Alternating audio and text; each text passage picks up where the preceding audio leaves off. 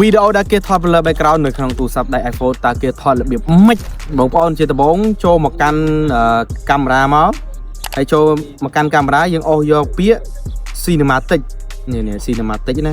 បើសិនជា version ចាប់ពី26ឡើងគឺយើងអូសអញ្ចឹងតែបើសិនជាអ្នកទាំងអស់គ្នាអត់ទាន់ update version វាមាននៅលើហ្នឹងស្រួលចុចអញ្ចឹងណាហើយយកពាក្យ cinematic ហ្នឹងគឺបងប្អូនអាចសេរីបាននេះចង់ឲ្យសេរី aperture ប្លឺតិចប្លឺខ្សោយប្លឺខ្លាំងប្លឺដាច់ម៉ាត់ឈឹងហ្មងក៏បានដែរនេះហើយអាចសេរីប្លឺមាន exposure ចង់ឲ្យងឹតចង់ឲ្យភ្លឺក៏បានដែរនេះហើយកន្លែង cinematic នេះក៏អាចថតកាមេរ៉ាមុខឲ្យប្លឺ background បានដែរបងប្អូនចង់ថតវីដេអូនិយាយម្នាក់ឯងប្លឺ background អញ្ចឹងណាអត់ចង់ជាប់ background ខាងក្រោយញ៉ៃញ៉ៃ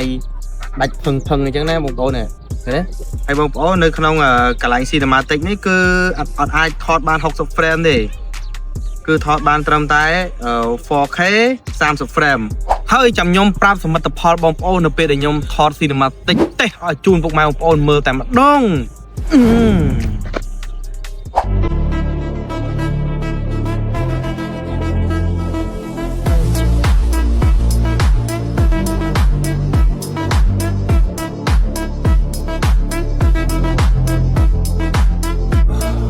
បងប្អូនមួយចំនួនគាត់ស្គាល់ហើយកាមេរ៉ា cinematic ហ្នឹង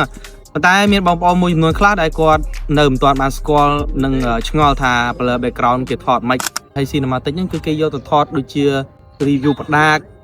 យានយន្តឬក៏ឡានស្អាតម៉ូតូស្អាតអីចឹងណាគឺគេថតបង្ហោះនៅក្នុង TikTok ដាក់ភ្លេងដាក់ចម្រៀងដាក់តាម load តាម play ចឹងគឺអែមហ្មង